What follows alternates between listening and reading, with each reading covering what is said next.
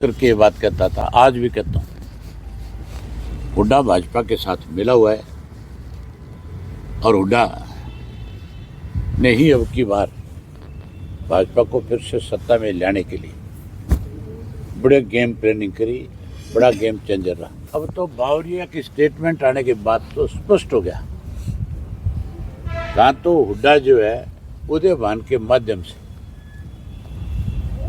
Total का total blame जो है ईवीएम पे लगा रहा था। सरकार ने ईवीएम के माध्यम से हमें चुनाव हराया है, लेकिन अब बावरिया की स्टेटमेंट के बाद तो स्पष्ट हो गया कि हुड्डा ने ही स्वयं इसको भाजपा को जिताया, कांग्रेस को हराया। इस हुड्डा ने ही इस प्रदेश का भट्टा बिठाया और आज जो है बीजेपी अगर सत्ता में है तो उसके लिए सबसे बड़ा जिम्मेवार जो है भूपेंद्र सिंह हुड्डा है। किसान आंदोलन पर घमासान जारी है। अपनी मांगों को लेकर एक तरफ किसान शंभू बॉर्डर से दिल्ली जाने की कोशिश कर रहे हैं, तो दूसरी तरफ खनौरी बॉर्डर पर किसान नेता जगजीत सिंह डल्लेवाल किसानों के लिए 14 दिनों से अनशन पर बैठे हुए हैं और इस अनशन की वजह से उनका 11 किलो वजन भी कम हो गया है। आज अपने आंदोलन को लेकर किसान नेताओं ने खनौरी बॉर्डर पर एक प्रेस कॉन्फ्रेंस की, जिसमें शंभू बॉर्डर से आए किसान नेता सरवण सिंह पंढेर भी मौजूद रहे।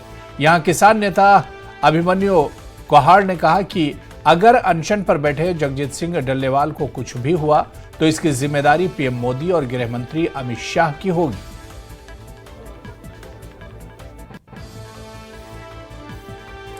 किसानों का दिल्ली कूच पर घमासान, अभिमन्यु कोहाड़, किसान नेता सरवण सिंह पंढेर। उधर रोहतक में शिक्षा विभाग के खिलाफ उनका वजन 11 किलोग्राम घट चुका है। उनका ब्लड प्रेशर और उनका शुगर बहुत तेजी से फ्लक्चुएट कर रहा है और जो डॉक्टरों की रिपोर्ट आई है उस रिपोर्ट के अनुसार इस 14 दिन के आमरण अनशन में उनकी किडनी और लीवर में भी काफी डैमेज पहुंची है।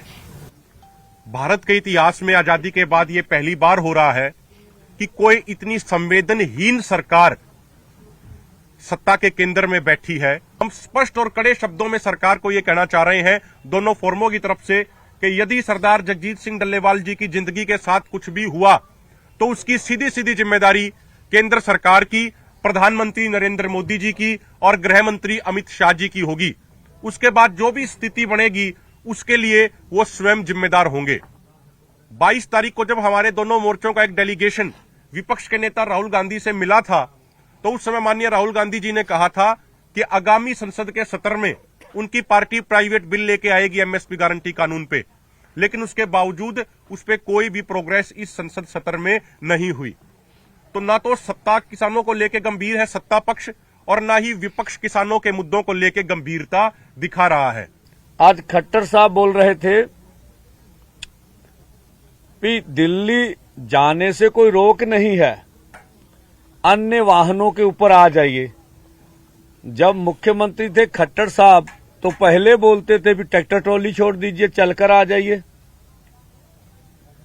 और इनके रवनीत बिट्टू जी बोल रहे थे भी हम स्वागत करेंगे चलने वाले किसानों का दिल्ली में। खेती मंत्री हरियाणा बोल रहे थे कि हम भी स्वागत करेंगे दिल्ली आने का। अनिल विज जी बोल रहे हैं कि अगर किसान इसी तरह आगे बढ़ेंगे तो हम इसी तरह हमारी पुलिस उसका स्वागत करेगी। सैनी साहब बोल रहे हैं कि दिल्ली से मंजूरी लेके आइए। ये बातें तो भाजपा के राज्य के मंत्री हों या केंद्र के मंत्री हो अपने आप में कंफ्यूज हैं।